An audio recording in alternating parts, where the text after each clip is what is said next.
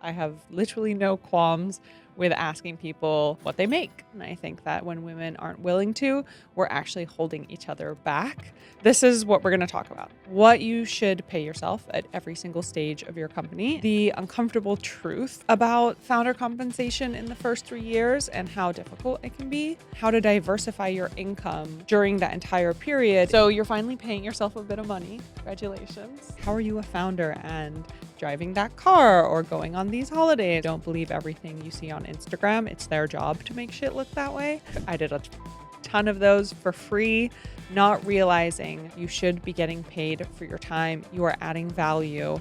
That's why they want you there. I've seen people charge anywhere from $2,000 to $20,000. Here's a couple of ways you can make additional money. All right, guys, we're trying something new today. Natalie isn't here this week, so I'm doing a true solo episode about one of our most asked topics. So this is something that everybody thinks about, everybody wonders, but very few people are actually willing to talk about. And that's founders' compensation. So what do you pay yourself in the beginning? What are other people paying themselves? And I've pulled a bit of data, and then I'm going to talk about what I did as well personally and what I know some of my peers do, because I have literally no qualms with asking people what they make. I think it is very important for women to share that information. And I think that when women aren't willing to, we're actually holding each other back, because shared information helps us understand where to benchmark ourselves. This is what we're going to talk about. What you should pay yourself at every single stage of your company. And I will go through whether you're bootstrapped or VC backed. The uncomfortable truth about founder compensation in the first 3 years and how difficult it can be. And then how to diversify your income during that entire period in instances where you might not have raised several millions of dollars and can't pay yourself something that is sufficient to your lifestyle. So first, I want to talk about what are people actually paying themselves. So in 2025, Pilot surveyed 1,844 people across all different kinds of companies. The average salary median was $75,000. That's down 43% from 2024. So people are actually paying themselves less last year versus 2024. 60% of all founders now pay themselves less than $100K, and only 5.4% actually take no salary. So this is across all kinds of businesses. Cruise also analyzed payroll data from 450 VC-backed startups. So this is any startup that has raised money.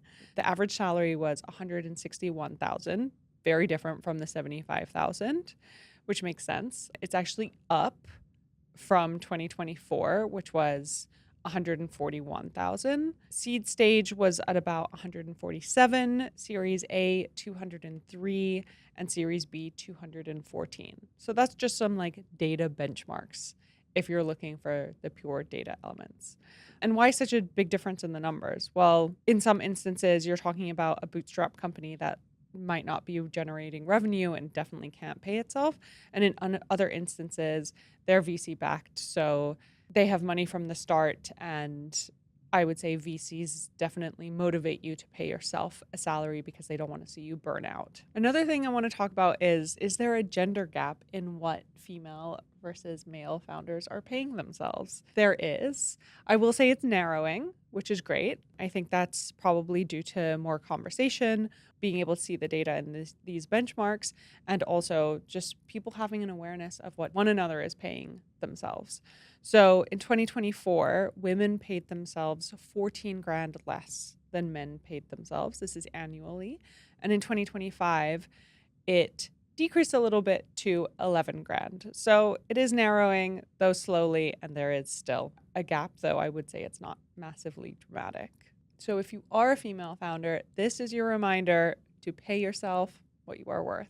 Okay, now the founder salary formula. That is what founders are paying themselves generally, but what should you pay yourself? I'm sure your situation is unique. I've put together a little formula here of ways to think about it. First and foremost, stage dependent. Stage is very important. If you are not making revenue, if you are bootstrapping, you probably shouldn't be paying yourself $100K a year it wouldn't be possible either. So let's talk about how to calculate some of this. Okay, stage 1, which is pre-revenue, to 100K. You should probably pay yourself somewhere between 0 and 3 grand. This stage is like you're still validating the idea. Every dollar counts. You're probably still working a side gig or using some sort of savings pretty early, and you can either afford to pay yourself nothing, or you can take a small salary that can maybe just pay for rent. You essentially need to pay yourself the minimum, absolute minimum that you can, that is going to allow you to not be distracted by burnout or financial stress. This is what I did in year 1. So I was working at Vice at the time. I was on, I think it was 55 grand a year. This is in pounds. So let's say 75. I was 25 years old. I also had multiple bonuses that were unlocked every 6 months, which supplemented that. And I took a pay cut and I went to 35 grand a year. I had also just raised 300,000 pre-seed, but I definitely took a dramatic cut. I had support from living with my partner at the time. So there was rent support, and that was basically the minimum of what I needed to kind of get by and not have to worry about other things. So I could 100% focus on the company. If you are deciding to pay yourself $0 for 12 months, I would say that's probably a red flag. It's super important that you revisit your own salary every 6 months as a founder, because companies change so fast. Considering the impact and the implication of low salaries on self-esteem or on distraction or on additional stress is something that you should be considerate of. $0 for more than 12 months, I would not advise it. Obviously, every business is unique. And also, if you're not generating revenue after 12 months, that's probably something to look into. If you've ever thought about starting a company or you're already in it and figuring things out as you go, I wrote Bootstrapped Empire for you. It's the real story of how we built Bala from a scrappy side hustle into a global brand, without a traditional playbook or unlimited capital. This book has the lessons and advice I wish I had from day one. Think of it as your mentor in a book format. Bootstrap Empire is out now and available on Amazon, Walmart, Target, Barnes & Noble, and more. If you're building something from scratch, this one's for you. Visit bootstrap-empire.com to learn more. Stage 2, 100K to 500K revenue. At this stage, you should be paying yourself somewhere between 3 and 6 grand a month. This is $36,000 to $72,000 a year. You've validated the business. Revenue is coming in consistently. You can kind of like rely on taking a bit more from it. And you can probably rely on quitting your side job if you have it, or, spending less of your savings. I want to go to the next stage really quickly. Okay, so 500K to $1 million, I would recommend somewhere between 6 grand and 10 grand. The formula here is like anywhere from 10 to 15% of monthly revenue, or kind of the industry norm. So if you're making 80K a month, or the company is making 80K a month, pay yourself somewhere between 8 to 12 grand a month. So the formula at this point is if you're doing 20K, pay yourself between 2 and 4, or if you're doing 40K, pay yourself somewhere between 4 and 6. If you're a bootstrapped first VC, so maybe you've raised 500K to $2 million, investors will actually expect you to pay yourself around 100 to 130K. This is kind of market rate for your role. Obviously, it depends if you're a second, third time founder, whatever that might be, and how much you raise. But there is an expectation that you are focusing on this 100% and you are going to be paid to do it properly. This second stage, when we were generating over 500K in revenue, I believe I went up to 50K, and this was within 8 months of raising my first round. Not long after that, I was bumped to 80. So I kind of had this like constant progression. As the years go on, it motivates you to be focused on the business versus looking for a quick exit or looking for other opportunities or having to do consulting, though I totally understand in most cases the first few years people have to support, especially if they're bootstrapping. Stage 4, $1 million revenue plus. So at this point, recommended salary is somewhere between 10 and 15 grand a month. And what that looks like is 120K to 180K. So at this point, you have a team doing most of the day to day. You're focused more on strategy, maybe fundraising, not kind of deep execution. Business is hopefully profitable or funded, and you can afford to pay yourself a proper salary. The formula here, market rate for a CEO in your industry and location, is worth looking at, but a SaaS CEO at $2 million in revenue makes 150 to 200K. E-commerce CEO makes 120 to 180. And a VC-backed Series B CEO makes 200 to 250K, just for benchmarking based on the data. Okay, now the diversification strategy. So you're finally paying yourself a bit of money. Congratulations. This is what nobody tells you, though. Most founders are diversifying how they make their revenue. I mean, now we know that a ton of founders have personal brands, and a lot of them probably look at those founders and think like, how are you a founder and driving that car or going on these holidays or living that life? Their reality is their personal brand is probably paying for a lot of that lifestyle. Also, don't believe everything you see on Instagram. It's their job to make shit look that way. Diversification of salary is a real thing. Here's a couple of ways you can make additional money. Advising and consulting. If you are a first-time founder with very little historical experience, this might be harder. But if you had spent the last 10 to 15 years pretty senior at some good companies prior to starting, you can definitely advise either other brands in that category, or you can also advise new people who are kind of trying to get their company off the ground. So consulting and advising, I would say a rate at the early stage is somewhere between $200 and $400 an hour.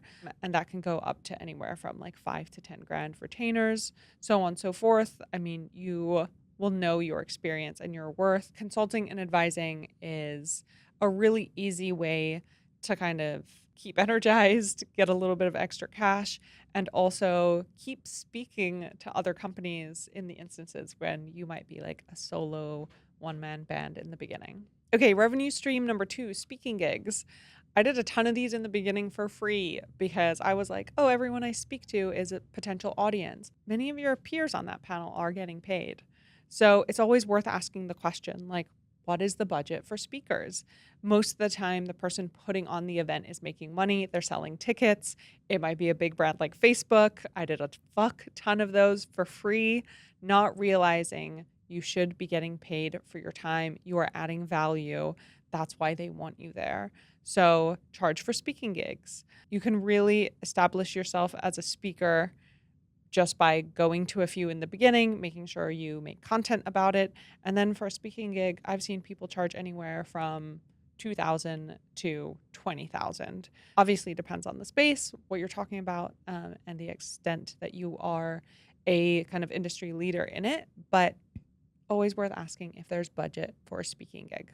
The third revenue stream is brand partnerships. This is what all our lovely hot girl founders of beauty brands are doing. Let's be honest. They have big brand followings. And whilst everyone thinks like, how are they running a company and also kind of being so outward facing, they are probably being funded and facilitated heavily through their brand partnerships. So if you have a personal brand or if you're looking to build one, there's great opportunity here. I know I've done some of those. I know Natalie has done some of those. It's definitely an incredible way to supplement your income. Brands love honest recommendations of their products.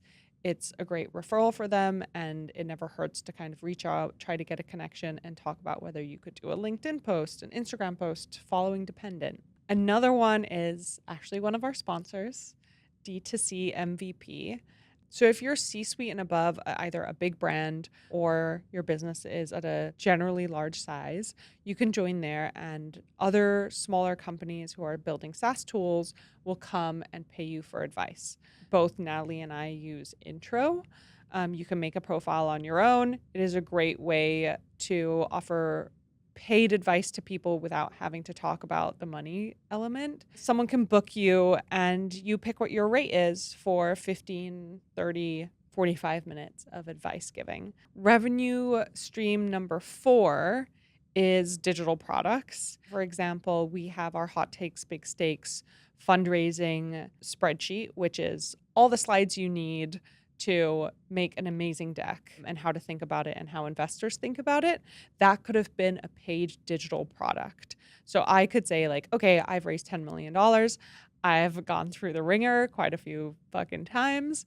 And so I put together this digital product of the best way to build a deck, all the pages you need, and you can put it up on your website and have people pay $5 for it, $10, $15, whatever you want that to be. And over time, that will supplement as additional income. So digital products, if you have a specific skill, if you're really good at AI, you fucking love making up great prompts, you get way better outcomes, write a ton of prompts and let people kind of pay for that. So to tie up, I'm going to give you 3 rules of founder compensation. First rule is pay yourself enough that you don't stress about money. And there's stressing that you're taking too much from the company, so you're still stressing about money. Pay yourself enough that you don't sabotage decision making because you're burning out on year 1. Like, this is a long ride. You need to be ready to be in it for the long term, like 10 plus years, even if someone tells you it's only going to be 5.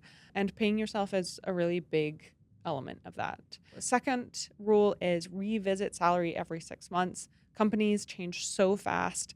If you're paying yourself $0 today, make sure you're not waiting 12 months to revisit that. And then rule number 3 is diversify your income by year 3. You should have enough experience. You should have enough contacts. You should be sought after enough to be recommended for speaking gigs or content gigs, or to just be giving general advice. So 3 rules to thinking about how to better compensate yourself as a founder. Obviously, first solo episode. I miss Natalie so much. I am not good at talking to myself for 20 minutes, but we'd love to hear about what you want to hear next. If you like this episode, if you never want to hear me talk on my own again, that is also fine. But otherwise, please leave in the comments any feedback, any ideas. And otherwise, we always love your support from follows and shares. And yeah, can't wait to hear your thoughts.